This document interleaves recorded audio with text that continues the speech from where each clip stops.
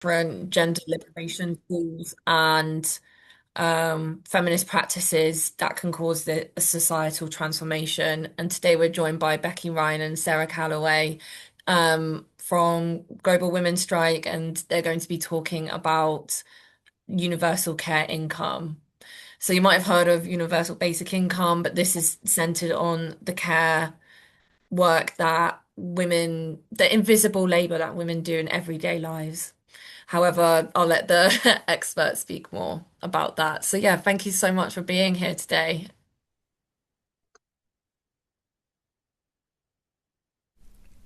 Shall I just jump in and go ahead? Okay. Well, we're look like a small gathering today, but I'm Sarah from Women of Color in the Global Women's Strike, and I was going to talk about the care income, which was, we came out of the Wages for Housework campaign, and which was founded by Selma James back in 1972, and myself, I came to the campaign. I was an immigrant woman in the UK. I met Selma James, and when she spoke about wages for housework, it made absolute sense to me. And it also echoed with what my grandmother, who was a small farmer and also did domestic work, and how she worked very hard alongside my mother. And so wages for housework really spoke to them, and also to a longer history, that we're descendants of enslaved people. And when slavery was ended, black people demanded 40 acres of land and a mule, which was the technology of that time, as part of the compensation for racism and slavery. So I saw the Wages for Housework campaign demand as really going right back to my own roots and to many other women's. Um, our slogan is investing, caring, not killing, and that has been our slogan for decades. And we feel it's also an uh, anti-colonial demand because it speaks to the theft from the global south that has gone on for centuries and still goes on today. Um, Caring work, as we know, as women, caring work is overwhelmingly done by us women, but we want everyone to do it, every gender, every generation. So caring for people and the planet, so that's the priority. And that's really about turning the economy on its head. So people come first and caring comes first. Um, Palestine has been a wake-up call. The genocide, the reproductive genocide that's targeted women and children in particular, the majority of the victims. It has really shaken the world, and we see that caring is the exact opposite of what they're doing in Palestine, because they're inflicting horrendous loss of life, damage, destruction, and which will go on for the impact goes for generations. And we can see the powers that be are completely anti-life. They only care about power and money. But there's a massive movement that's coming together and getting itself together, and we've really been sparked by what the Palestinians have gone through, and also their steadfastness and their courage in standing up to a genocide. Um, we attend a weekly picket. It's called by the International Jewish Anti-Zionist Network. It's run for over 2 years, and that's one of the ways that we show our care for life. We stand with the Palestinians and also with the people in Sudan, Congo, Haiti, Cuba, and all the other places where people are struggling for their lives. Um, for us, care work is central to the climate justice because it's women, especially in the global south, who are the primary caretakers, not just for people, but also for the land, for the plants, the water, the sea, and the air. And that often goes unrecognized. For indigenous women, they make up less than 5% of the global population, but they protect over 80% of the world's biodiversity. That means they're the ones who are out there defending the rivers, the seas, the lands from pollution, and also from waste dumping. They're protecting forests from destruction, and the care for the planet is as important as the care we give to children, elderly, and our loved ones, our people. The care income can be adapted to the specifics of the location, so it could be cash, land, technology of our choice. It could be clean water. It can be health care or other resources. I wanted to tell you about Thailand. Our sisters there, who are they're part of the movement for the care income is spearheaded by the Women's Human Rights Defenders. They're a fantastic network, and they include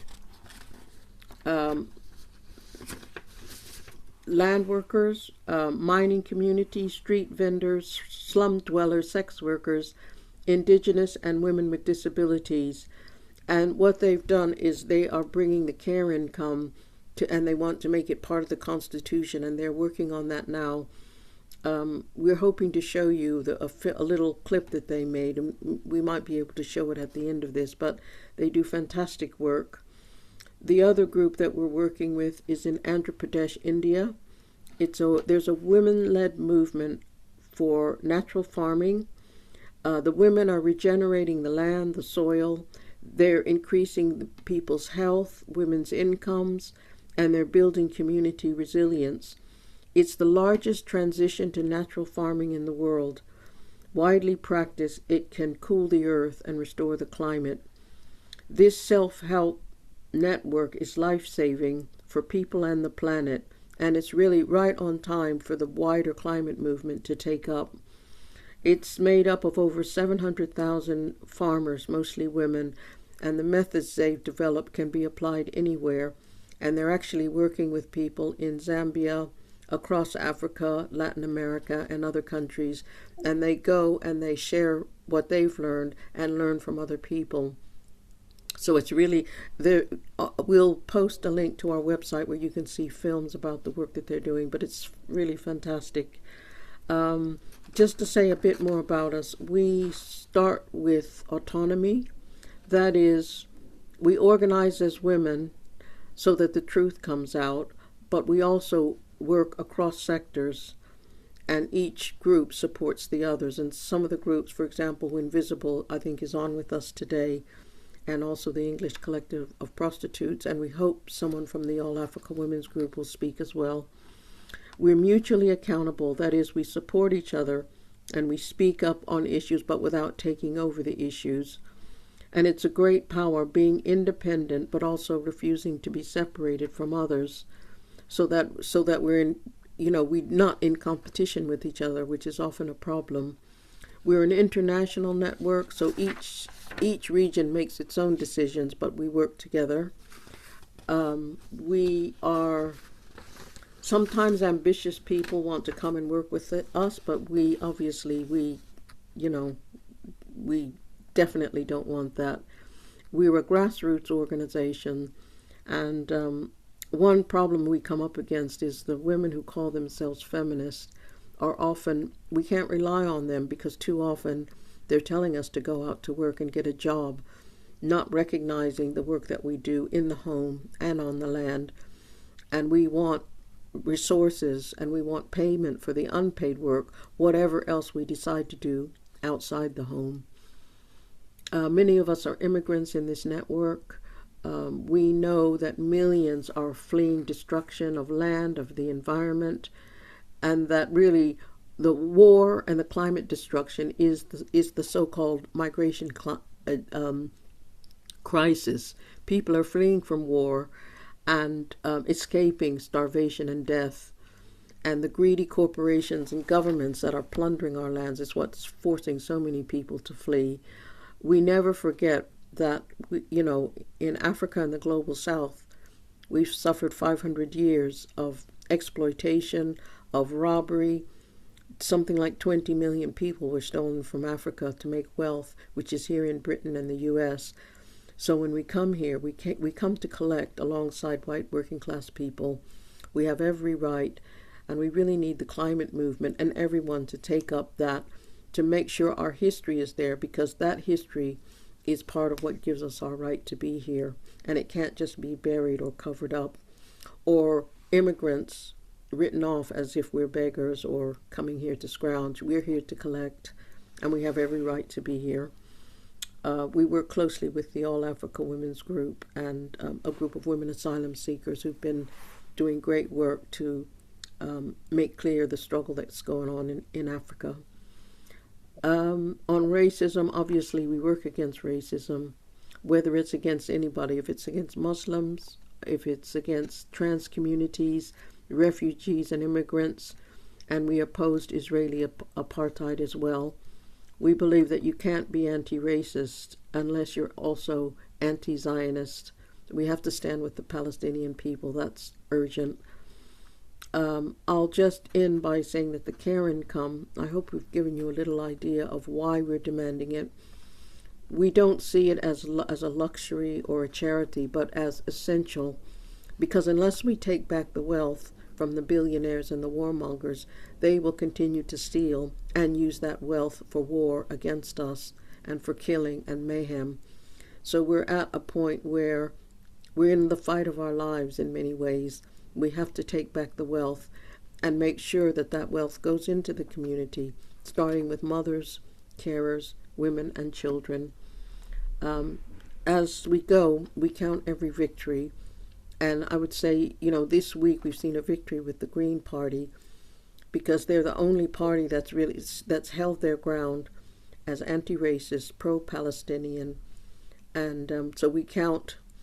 We have to make sure that reform does not get in, not let labor go on with the violence, and protect leaders like Zach Polanski, who's held his ground in many ways, and really, stuck to the anti-racist line and stood with Palestine. So we count those victories and many others around the world. They're victories, and we have to hold on to them because we know that we won in the past, and therefore we can win in the future. I'll stop there and hand you over to Becky. And thanks again to the festival for having us again.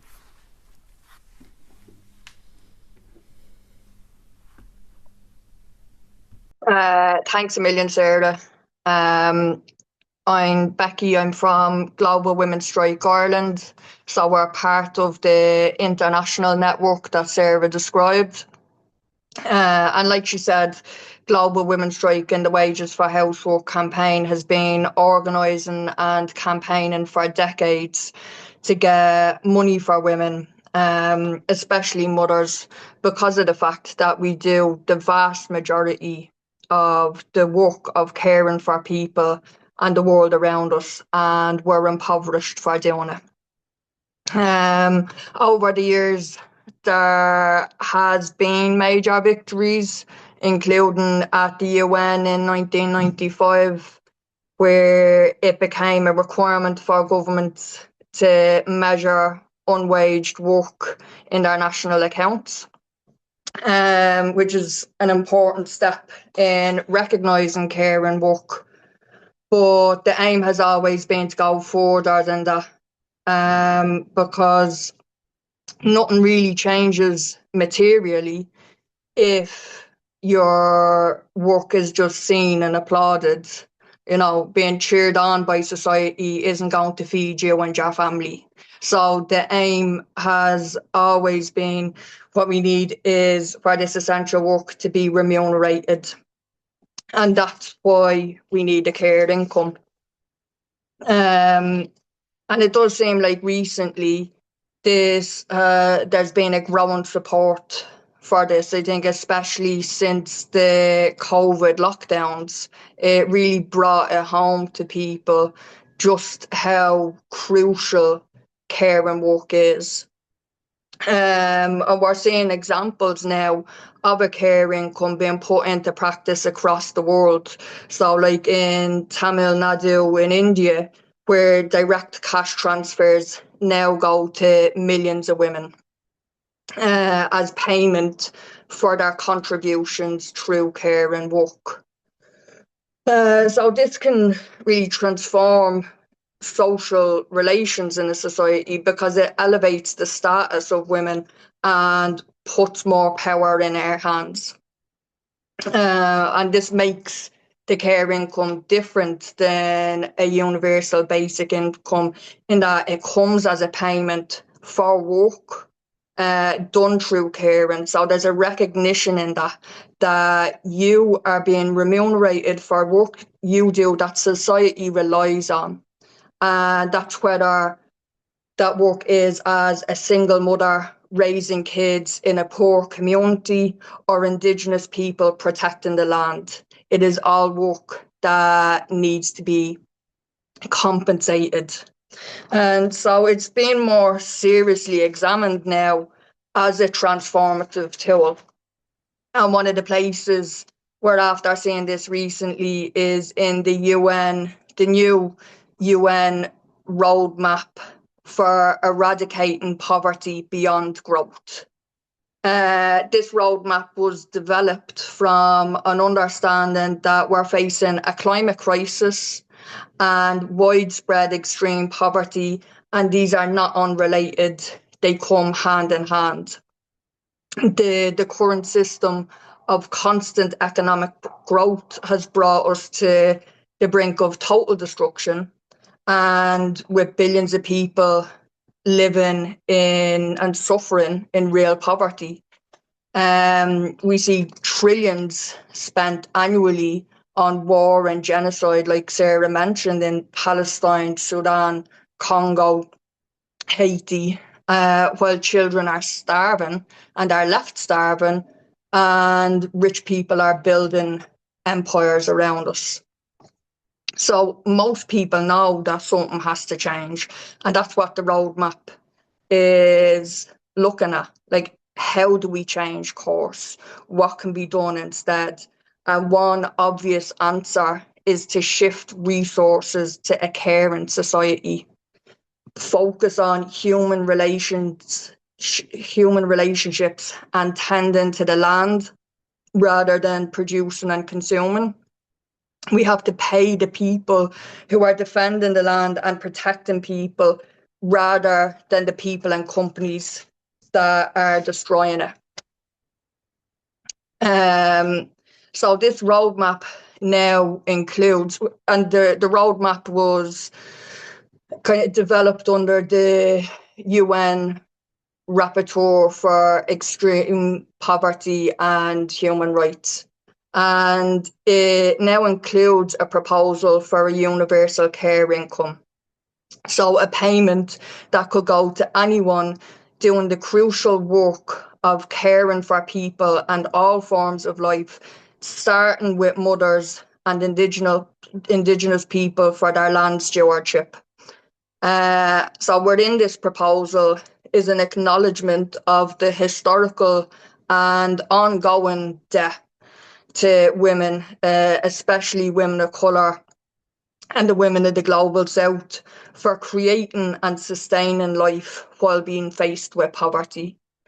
This proposal stems from the decades of work of the Global Women's Strike International Network and was co-signed by all sectors, from domestic workers in Peru seeking payment for their care and work that they do in their own homes and other people's homes, to women in Andhra Pradesh in India who are pioneering natural farming at a large scale, and women in the US who are campaigning for an extended child tax credit to people that aren't in wage work, because when this was introduced during COVID, they seen a 46% reduction in child poverty. It was also supported by women with disabilities in Britain fighting for benefit rights and mothers fighting the family courts, because, like we've seen reported this week, even a small amount of money can be the difference between a child staying with their family and going into care. It was reported that only £20 a week can be that difference.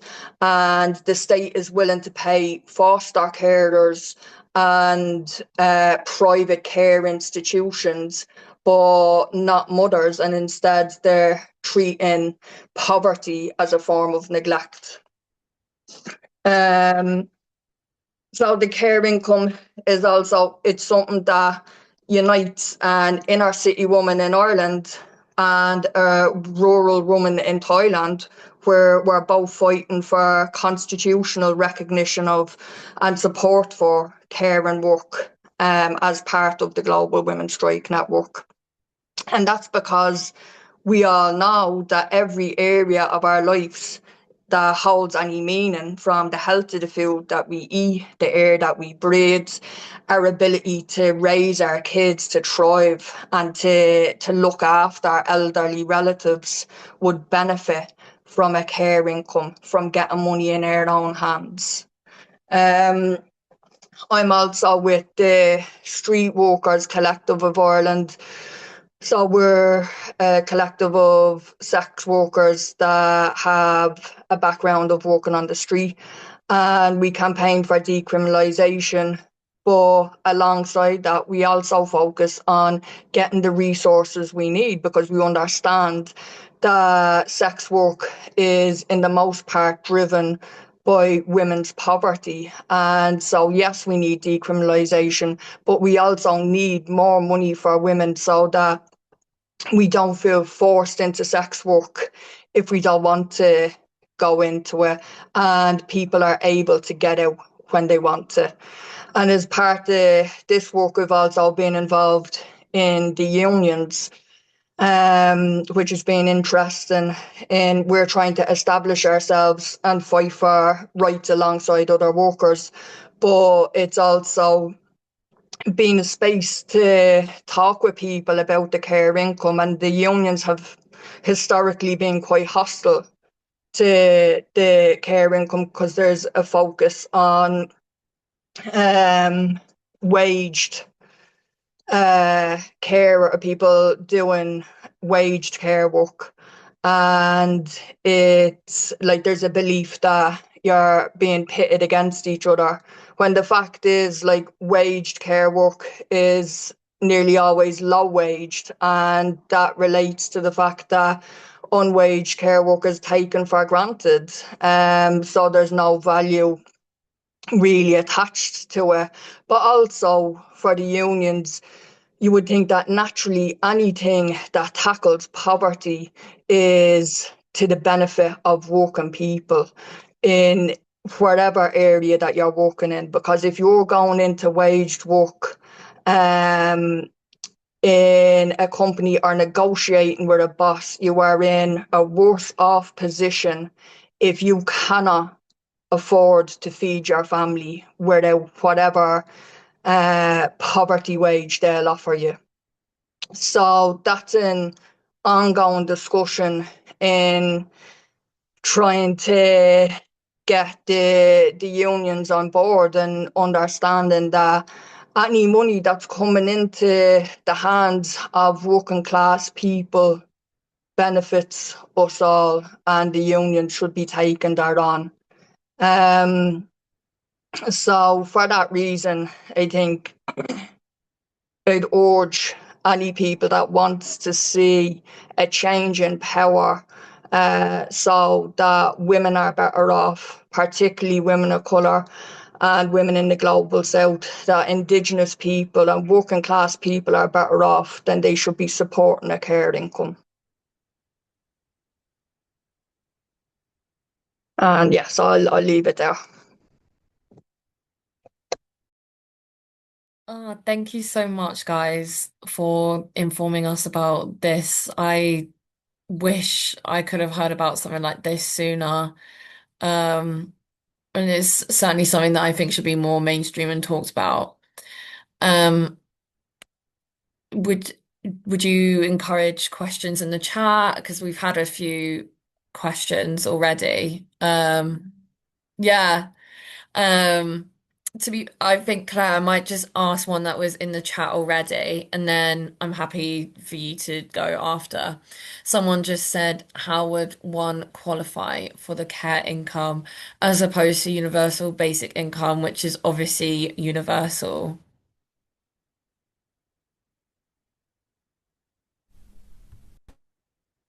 Shall I say something before you, Claire?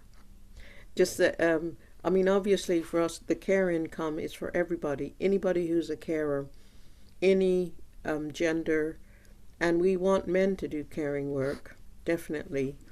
And so anybody who does caring work would qualify. But I think the issue is getting it. We have to get the money first. And that means we have to take it from millionaires, billionaires, warmongers, and all the kind of corporate businesses that are plundering. That's the first step to getting the care income. We have to shift the money and the funds and the resources back to us. And that's the hard part.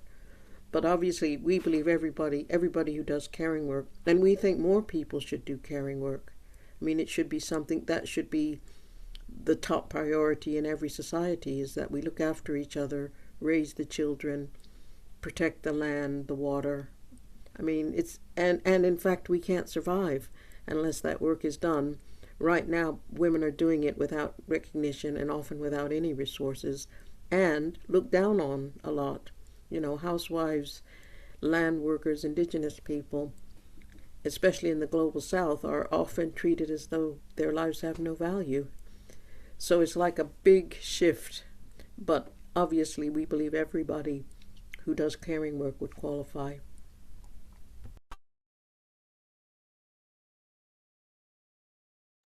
Thank you. Claire, I believe you wanted to speak.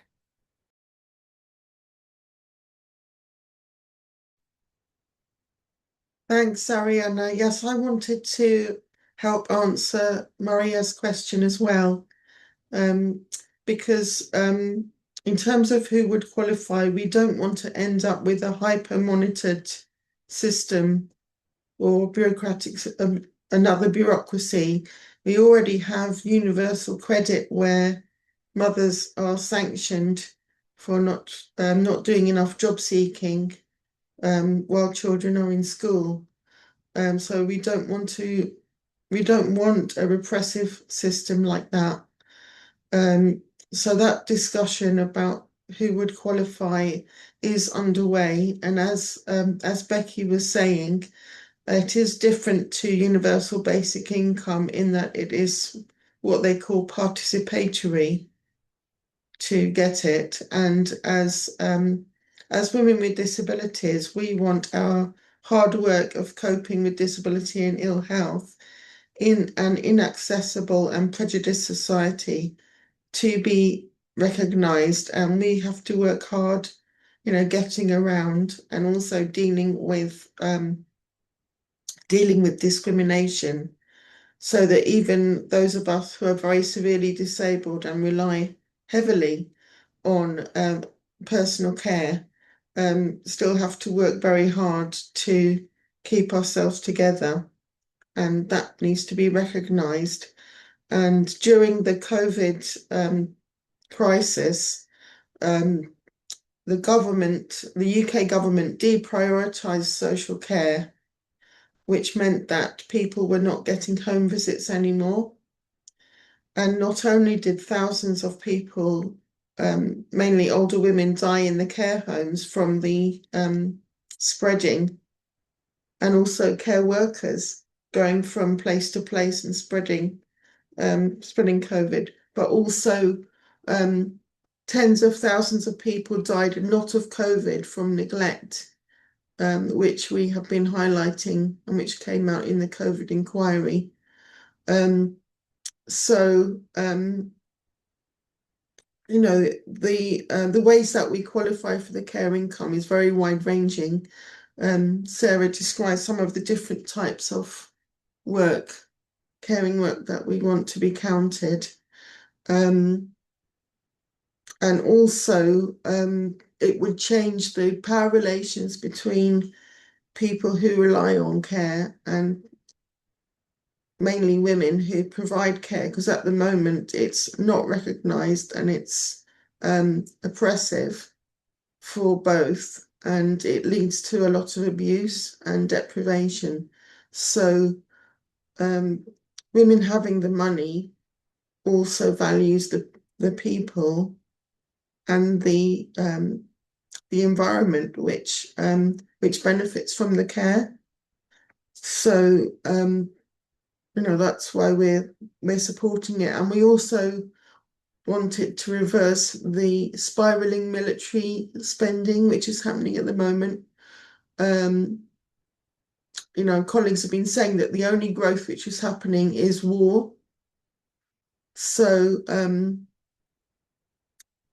in the UK, the government wants to increase the military budget from about, I think last year, ending in March, was about 62 billion.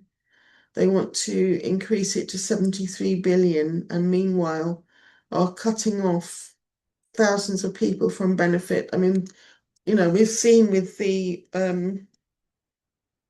forced move to universal credit in the UK has abolished a lot of the benefits that were identified with women, like income support. Income support is being wiped out, which you could get if you were unable to go out to wage work, but still what you were doing was recognised as of value to society. So that's why income support was there, was for family carers, mothers, and others without another source of income, which they have been wiping out. So we've been really suffering with the introduction of universal credit, and they've cut off around 21,000 sick and disabled people who have been unable to cope with making a fresh claim for benefits. And the other issue that we're facing in our group is refugee women who are being cut off benefits in the middle of renewing the right to stay. You do have benefit rights if you have applied in time, but the Home Office and the DWP both are very quick to cut immigrant people off under the residence rule, while women are in the middle of renewing the right to stay. And these are the practical things that we're grappling with every day. Yeah, thanks.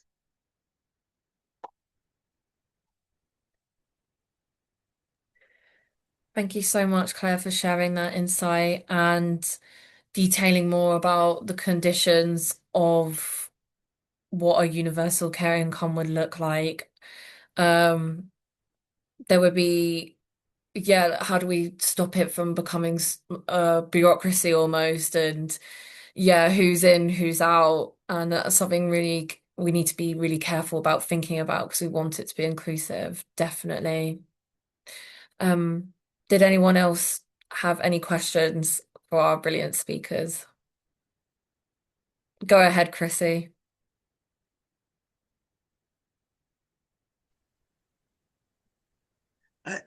Okay, well, it's more of a comment, really. I'm very glad for this session because it's so rare that that we get to hear about what is fundamentally a really extraordinary proposition.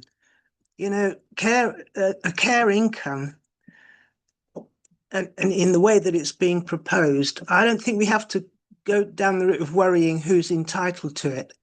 I think that those of us who start from the position of taking care of society, whatever gender we are, taking care of society is a very broad thing to be doing. For example, we have protesters on the streets who've been taking care to destroy factories containing weapons of mass destruction. And they have faced the most horrendous backlash. It seems to me that a care income is one way of getting rid of that backlash, whether it's from the state or whether it's from the men that, that look at us and see us as vulnerable and vulnerable because of our poverty, and therefore can use a whole set of tactics against us to make us stay with them. Claire mentioned the issue of refugees and women asylum seekers. I work with the All African Women's Group very closely. and 93% of them are seeking safety and protection from domestic violence. And that's not only domestic violence by individual men, but men who are part of police forces or military forces who know that they can rape with impunity. And that's not just from the countries they're from. The raping women and children with impunity is a thing here too. In this country, it's, the fact that I think it's like 2.5, although you can't be possible, but it's that number of men that kill their partners every week in this country. And there's untold numbers of men who rape and violate children who are in positions of power. If we have the money in our hands as the mothers and the women that want to protect our communities and our children, we can absolutely deal with violence against women and children. And the politicians know this, but they do nothing about it. They blither on about, as I think it was Becky who said, that they're much more willing to pay foster carers, who themselves can often be the abusers, or institutions where we know massive amounts of child abuse go on. They want to give that money there. That tells you something. If they don't want to put the money into our hands as the women that are giving life to and sustaining our children, it tells you what direction the state has. And it's of a piece with the genocides that Sara described. The fact that we can be so traumatized, so wiped out, so undermined in the methods that we choose to survive by having our money taken away, which is another systematic way in which they make us more vulnerable to all sorts of exploitation, then we know what kind of society we're living in. And the start to change that society is to change all of those power relationships between us and the state, between us and those who would exploit us. And a care income, quite frankly, is a brilliant way to do it. It's not to me, it's not a theoretical thing. We have the money in our hands, or we have the resources in our hands. If it isn't the money, if we want the land, whatever it is we want, we stop them from being able to control us. In many ways, to me, it's as simple as that. But yeah, as I say, I'm so glad. Thanks for giving a voice to this panel, because it's such an important thing.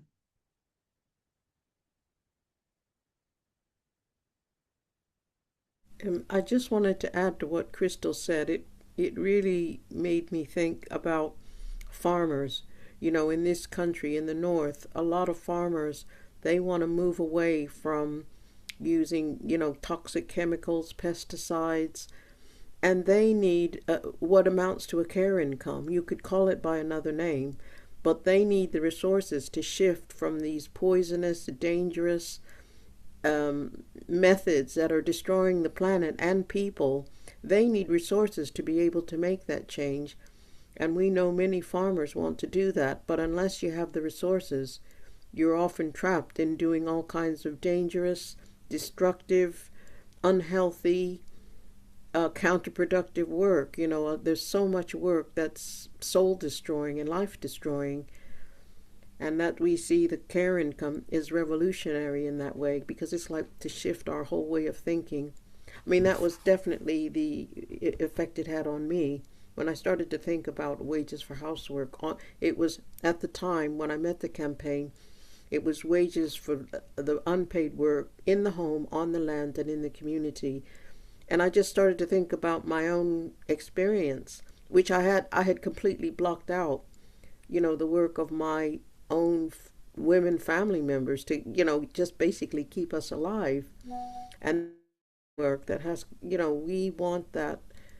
We want that supported, respected, and paid for.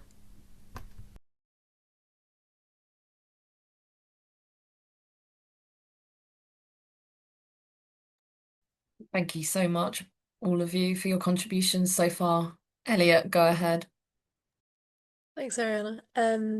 Yeah, I think something really beautiful about the framing of a care income especially like from like as a progression from wages for housework, is that wages for housework sometimes, especially in Angela Davis's writings on it, framed housework as something that was inherently undesirable, and something that was always bad and just had to be done, but there was nothing good about doing it, nothing fulfilling about it. And I think that although it captures many ways in which it can be difficult or degrading, it sometimes it furthers that, and treats it as something that's like a bad thing and an inferior thing to other kinds of work, when actually it can be incredibly fulfilling and rewarding.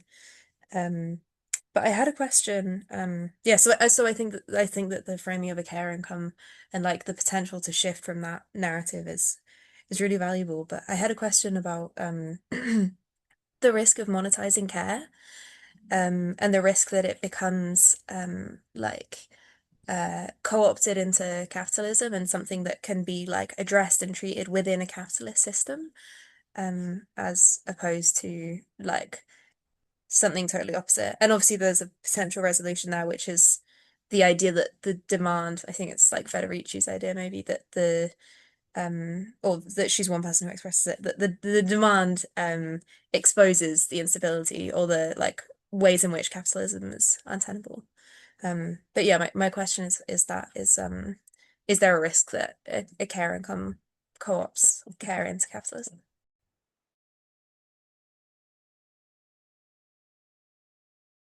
Anyone want to comment? Chrissy? Claire?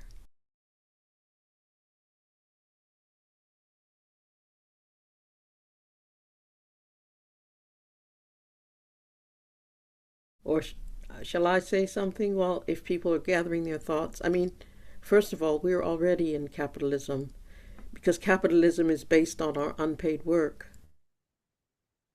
If you look at the Atlantic slave trade, they made trillions, and it's stacked here, in London, New York, Belgium. I mean, we're already in capitalism. The problem is that unless the way society is now, work is not respected unless you're paid for it. And what happens, because our work in the home is not respected, when we go out, it's low paid. We do the same work for very low pay. And often men don't want to do that kind of work because it's low paid and disrespected. So, money is shaping our lives, unfortunately. We don't want it to, but we have to face it's like an ugly reality.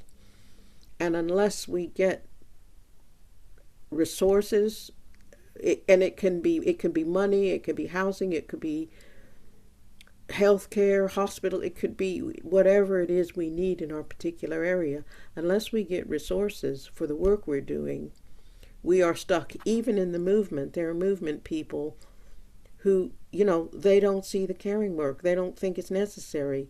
But that's how we build our organizations, is by caring for each other, including getting people out of prison, finding lawyers, defending rape survivors, challenging police racism. All that's caring work. And in a way, we're redefining what work is. That is slowly been happening because there's a way that since the pandemic, the idea of you have to do the caring work is much more accepted. And just last of all, I was so glad that Elliot mentioned Angela Davis, because her, you could see how things have changed.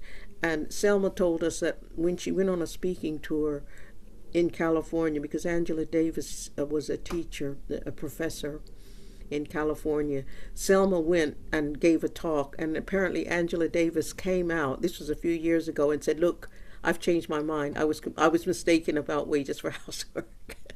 So we were very glad to hear that she changed her mind about what she wrote that stuff back in the 60s. And it's worth looking. She was in the Black Panthers, and the Black Panthers, there's a whole chapter. Mumia Abu-Jamal, who's a famous Black Panther who's been in prison for about 40 years, falsely accused of murder, killing a policeman. He has a whole chapter on the work that women did in the Panthers, and a lot of it was caring work. So we're reclaiming everything. Yeah, I wanted to add about the monetizing concern as well, because at the moment, caring for people and caring for children is commodified, and we have, there's privatization of childcare, where there's these, terrible staff to child ratios that mean, children are not properly looked after, and it's even dangerous. And the care companies that make a massive profit out of care homes and care at home, and our standard quality of life has absolutely plummeted with the privatization.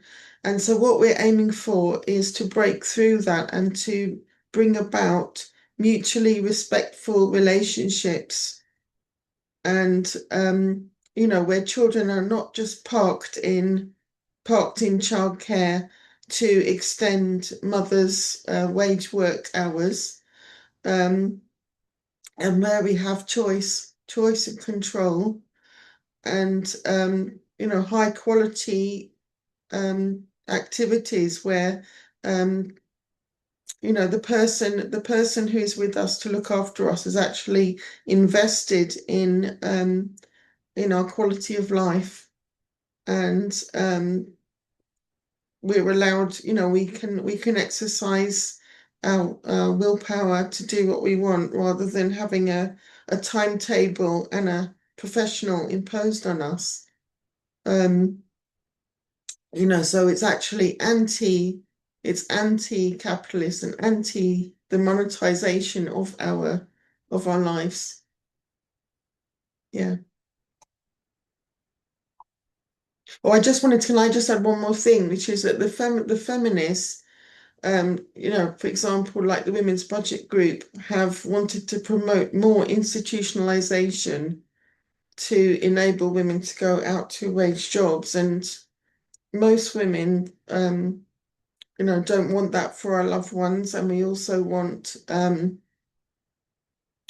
if we're going out to wage work, we want to do meaningful, well-paid jobs. Most jobs are very low paid for women, and the pay gap for disabled women is even lower, something like 35% pay gap for disabled women compared to non-disabled men.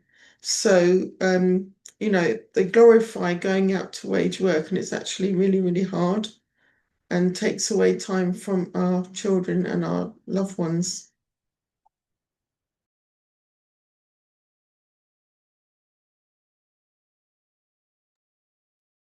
Yeah, thanks, Claire. I was going to add something quite similar in some respects, because the women that have always argued that we shouldn't have wages for housework have always been feminists. And I always had high suspicions that one of the reasons they did that is because they needed a cheap workforce like us to come and keep cleaning their houses and what. But joking aside, the fact that somehow or other it seems to be a real problem if we have money. I mean, they used to say things like we'd spend it on the wrong things, or I mean, the kind of rubbish that came out of the mouths of the MPs and all the rest of them. And let's not forget that, these Tony Blair's 101 babes, when they got elected, the first thing they did was to cut single mothers' money by 40%. So, if that is the strategy, then it means that what we're demanding is absolutely right. We're demanding the money in our hands because we will make the choices about how we do things. We'll make the choices as to, as you said, whether we want childcare or whether we want to look after our children for ourselves without losing income. The income itself is what makes a difference between what you can choose and what you can't choose, what you're forced to accept and what you can go for. So it's so important. But it always seems to me when people say, oh, you shouldn't go for the money, you should go for some higher thing. Well, I'm not quite sure what higher thing there is in a capitalist society. If it wasn't so high, how come we got all these billionaires? We've got all these people who want to spend the money destroying the planet. not building it up. It tells you that at the moment, well, that's what the system we've got. We better get our hands on the money to stop them doing the crazy things that they're doing, which will ensure everybody's end of life story unless we do something different. And I think that's what we have to keep in mind. I mean, that's to me the big resistance. The part we know money corrupts. We've watched it. We've watched everything that's happened in these last few elections that tells you how corrupting it is. But you know what? Women often make different choices about what we do with money compared with what men want to do. And I think we have to keep that in mind because we're aiming to get rid of it. I always remember when I first came around the Wages for Housework campaign, Selma saying, it really is a very revolutionary demand because we're aiming to get rid of the money. It's a real tactic. And that's the way I've always seen it. And that's what I feel is more than ever within our grasp right now, because the whole of the way in which things have been done is so evidently self-destructive that people are going to have to look for something different. And it seems to me we have a very good starting point to change the way society is. Yeah, I wanted to jump in because the more we talk about this, the more it just feels so obvious to me that we need a system like this. And what my frustrations are with society is that all these industries that are seen as like high achieving and or which are like inherently like masculine, like finance and defense and war, it's just how have we got to this point where these are what people aspire to be in and what are the highest paid? And the banal everyday work of looking after children and nurturing the environment are so forgotten about. It's how has our economy become all about these almost like imaginary things that wouldn't exist if women weren't or other carers were taking care of the people in the first place. There wouldn't be no demand for that thing you really want to produce. It just feels like I just see it all, some economies are just entirely like false economies or just completely disregarding the people that actually, it's like a spatial thing. Who are the people actually there every day? Who the people you don't see or appreciate because they're maybe the people up early taking the kids to work, to school, sorry, or um like cleaning or doing the housework. Yeah, it's always there's so much attention put towards the kind of the wrong things, I think, in society and amplifying that this wrong kind of spaces. Yeah, that was just what I wanted to say. Yeah, I really agree with that. That's in a way what we're up against. We're trying to change everything, and it's a hard road. It's a long road. It's not something that's going to happen overnight, but we have to do it. I think starting with, we have to take the money from the billionaires because they're running amok. They're all tied up with the war, with surveillance technology. They're, you know, they're thieving from Africa. I mean, all the minerals from Congo are being used for all kinds of horrible technology. I mean, look, there's so many crimes that they're committing, and I think we want to change that. I actually wanted to say about the care income and and as opposed to the basic income, and picking up on Claire's point, because the basic income is like, we don't want the basics. We want everything. We want everything available, not just a pittance or a few crumbs off the table. And, if you only talk about the basic income, you leave out all the caring. And what happens is everybody gets the same pittance, and women carry on doing all the unwaged work, it's intolerable. I mean, we can't accept that kind of society. If we're talking about real changes, it's just not acceptable.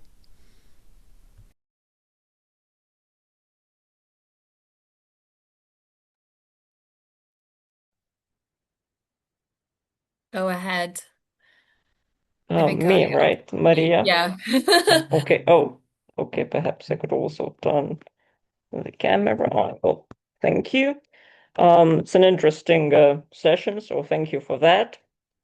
Um, I somehow still lean towards thinking that everyone should get basic income minimum to survive.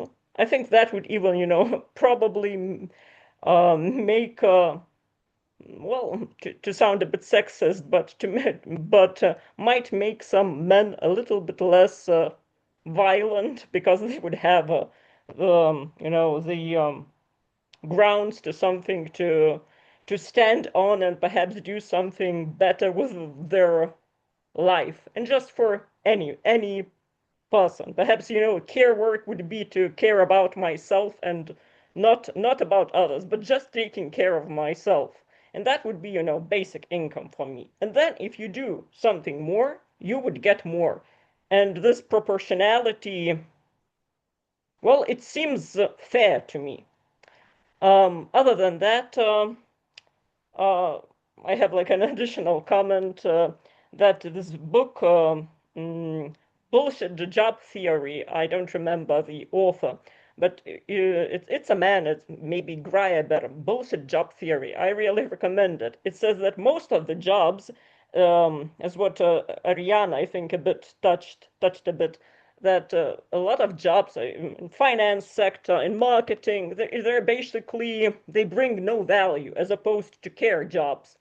And they basically they could be eradicated altogether. And what and taking care of perhaps organic farming. I don't know, how we define this care work if we define it really broadly. That would be just not bullshit jobs, but valuable jobs, and that could be, paid for it, but then paid on top of the basic income. That probably would be my view. Okay, thank you. I'm complete.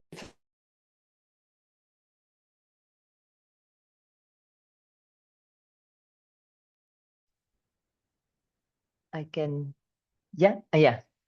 Yeah, to react to that and also to what Sarah said before, like I think the care perspective can also give us an idea what work can become and how work at the moment is a division and control of society. And I mean, I'm within the arts, and also in that regard, it's not considered as work.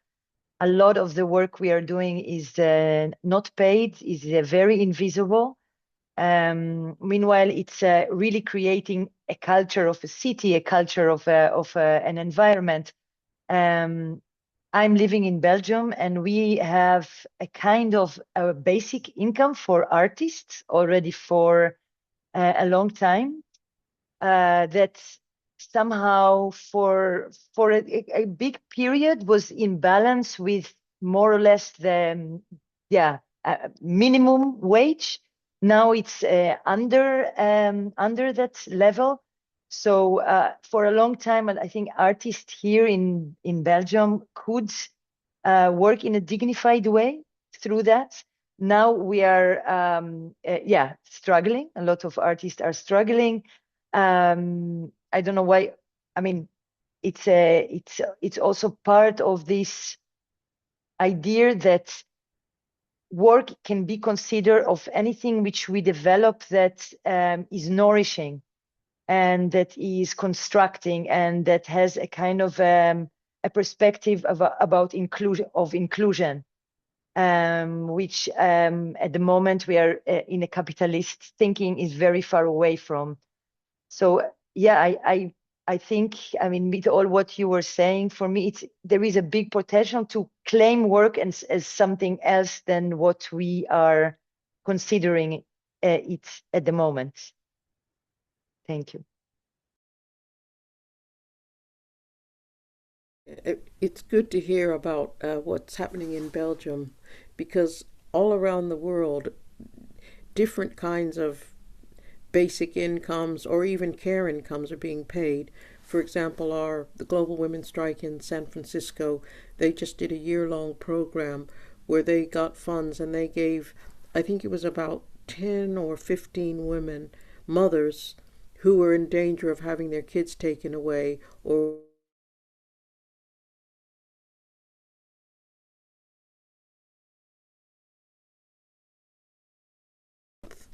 for a period, I think it was a year, and their lives were completely transformed.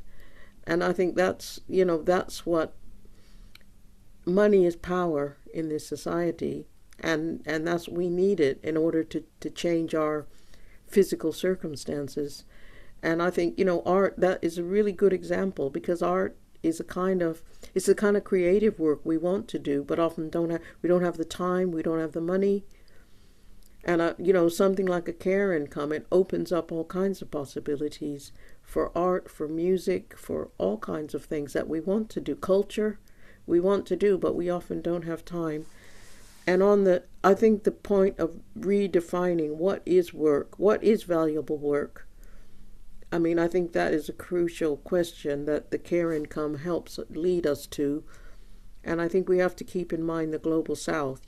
People are doing the work, people are mining, coltan or copper, children for their forced labor.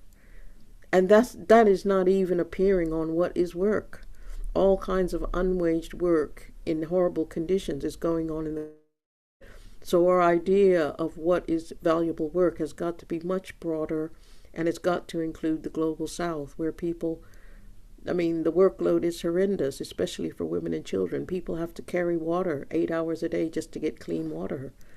That is real life for much of the world's population. So I feel we have to broaden our minds about the whole issue of what is work, what's important work, what's valuable work, what is the work that makes human life possible.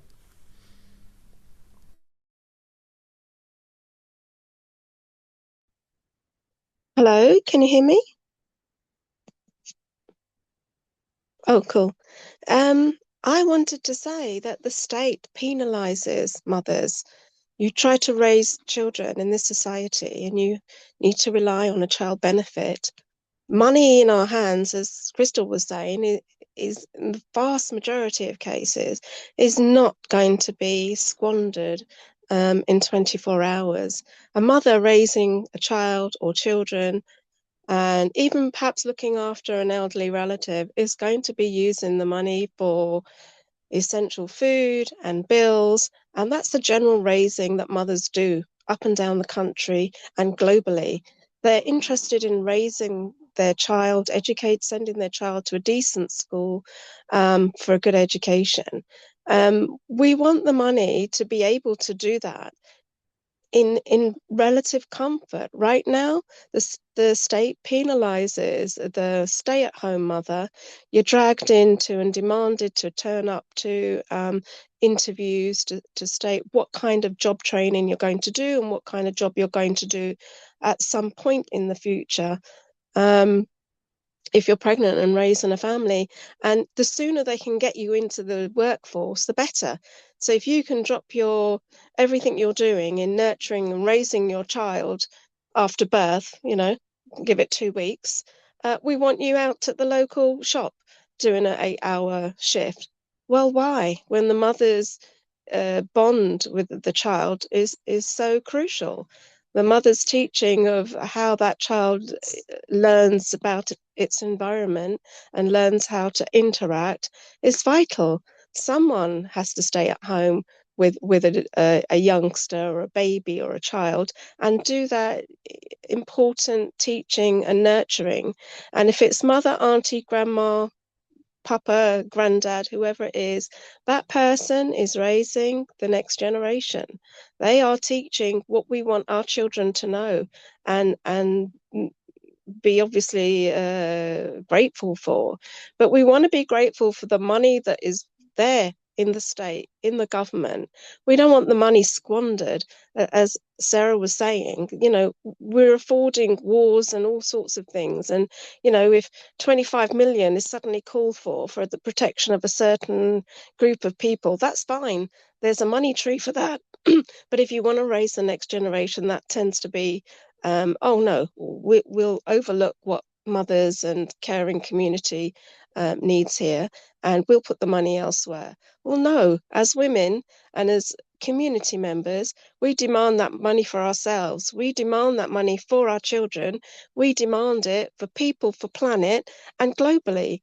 And for people in Thailand working the land with babies being carried on their back, and India and other places. Women need to be recognized and women need to be paid that recognition. It's not a dirty word. Money is what we survive on. It's what the big financiers in the city survive on, hundreds of thousands of pounds. Come on, we can do better than a just one childcare benefit. We can give women and carers up and down the country and globally a proper care income, which encompasses something that you can live with yourself and your family and your life, and look forward to the future with some confidence.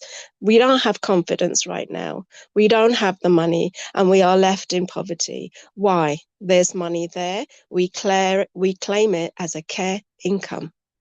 So that's what I would say. I'm a mother of 4 children, so I've been through the process a few times while my partner was able to hold on to a 9-to-5 job.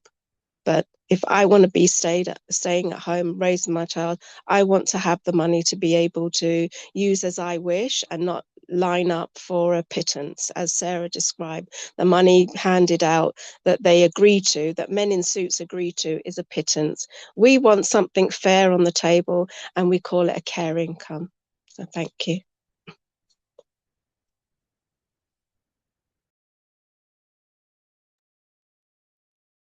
Okay, so thank you, Shoda. Thank you for giving me the word again. What I wanted to say was previously, I think Einat, I'm sorry, maybe I'm mispronouncing your name, talked about, making art. And would making art be considered less important than mothering children? And would, I mean, if again, I'm coming back to this question of basic income, universal income, and how do we define care work? Because some people would say that making art, it's not important. Giving birth and raising children is way more important. And you know some poems written by people who probably earned nothing for them, for the poems, maybe saved my mental health and my life. And so you want to say that those poems are worthless, and it's not care income, and it's worth less than mothering children. I mean, if we are what I want to say probably is that I'm somewhat afraid that we may get back to some type of patriarchal thinking, giving certain things more value as compared to other things, and not seeing the big picture. And I understand that I definitely understand and feel it in my bones that what women do is undervalued, and undervalued probably is too weak of a word. But at the same time, mothers and mothers' love and all the mothering, it's not a monolith. There are some terrible mothers. I'm from Lithuania, and there is some sort of, well, there were certain sums of money, how do you call it? Well, certain income given to women who had children. And women started having children just to get the money, and they actually were alcoholics, and they're terrible, definitely terrible mothers. And so it's still well, I just see that all of these questions are very complex, and not just um, yeah, mothering and women are great, and we are not saying that, but kind of like there's this feeling that men are bad and just women are doing the great job. And I don't know, maybe some trauma from living in this patriarchy is still coming into this suggestion and solution, and we would have to also somehow think about it. So, thank you for listening. I think I think first of all, if society valued women's work, the work of raising children, teaching children, feeding children, growing food, if that was recognized and respected, I think a whole way of thinking would change. And number two is it depends on how do you want to come at it as planning for other people, or do you want to come at it to making sure that the resources, the change of resources away from war, from billionaires, from, the industrial corporate plunder. I mean, that's what we're talking about. So you can come at it in a narrow way, which really constricts what can happen and what you do yourself. Or you can come at it from a wider point of view. And we start with the women in the global south whose the workload is so horrific. I mean, that has got to be a priority, that wealth is shifted from those who plunder to those who've been doing the work over generations.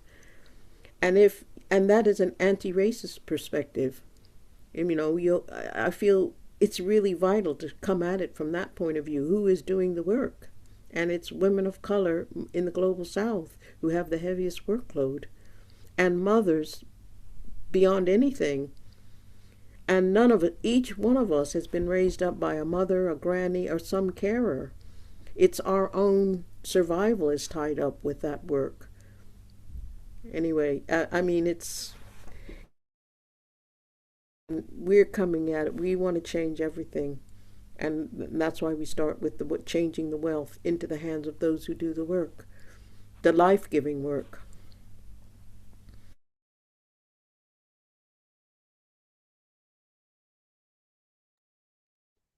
Thanks, Ariana. I just wanted to add a bit more about the basic income. It has been supported by some very right-wing economists or people to get, for example, saying that it can provide caring on the cheap. So universal basic income is in danger of actually reducing how much we're demanding, rather than lifting up our standard of living. So that's why we're saying that we want a care income, and it's about valuing all the things that enrich our lives. So, for example, the arts. The arts is important form of expression. As Sarah was saying, more of us want time to be able to enjoy our lives. I'd be interested to know what's happening in Belgium about the Congo, about given the connection with the genocide by Leopold and Belgium, and the issue of what's happening in Congo now. What kind of campaigns are happening in Belgium? Yeah, sorry, I forgot. There was one thing else I wanted to say, but I've forgotten it. But just that we're not against people having money to survive. It's just that we want more than that, and also, with some bad mothers. I mean, one measure on its own is not as transformative. Is not really as transformative as it needs to be. A lot more things need to change, And we don't believe that women have babies just to benefit from housing or to benefit from income, because the workload is much bigger than an allowance. Um, it seems to be quite a prejudiced view. Um, but a lot of resources need to be put in place to enable people in difficult situations to come out of it and take the pressure off. We've had that example with social care in England and the direct payment system, because people demanded to have control over social care and to be able to be the employer, and have ended up kind of trapped in a very bureaucratic system and actually have less money to pay for care than a direct service. So, and it hasn't fundamentally changed the power relation between disabled people and paid carers. So, we shouldn't be too quick to judge just on the basis of one measure. Yeah. Yeah, I also agree with that. Like, if mothers are, uh, being a mother is such a difficult task. So if they are maybe like resorting to something, I think it's down to like the community to uplift the mother and prevent like that being a vice to get through the challenge of raising a child or bearing another responsibility. Um, yeah, and I also agree with it, a care income for anything that enriches, again, the community or the next generation's livelihood. I was thinking like something like volunteering does not, some people give so much of their time, including myself, towards like progressive movements. And I wish I could do that more, but then it doesn't have that financial return, which is really annoying. Otherwise, I would do that a lot. Or again, I really enjoy being outside and I love taking care of the environment that isn't recognized. So, yeah, I see it as very like multifaceted and yeah, across so many different things. Yeah. Um, I might wrap up this session unless anyone has anything else, any comments or yeah, go ahead. Um, y- yeah, it's maybe I will try to do it quickly. I mean, just to relate to the Congo question and Belgium, I really uh, sadly to say that there is a recognition, but there's not much attention, not to the past and not to what is happening now politically. There's in Belgium, there's much more attention, for example, for the Palestinian genocide than to the Congolese. There's still a very unrecognized history here. That to say that we also enjoyed the wealth that came from the Congo, and that established in Belgium a very solid a social system that a lot of us benefited from for a long time. And the surplus of that system, that a lot of invisible work was able to be done without that you get into a precarity. I work a lot with women who are very that make all kind of artisanal products that are not so recognized for their talents, and I try to bring their their work out in the open. And this system, this unemployment system that was here for so long, was very and enable those women to be able to create work out of their desire and not out of a kind of an oppression. This year, the whole economical system shifted. They cut everything. They cut all the benefits. They cut all in the care sector, in education, in everything. So we are going into the neoliberal realm big time.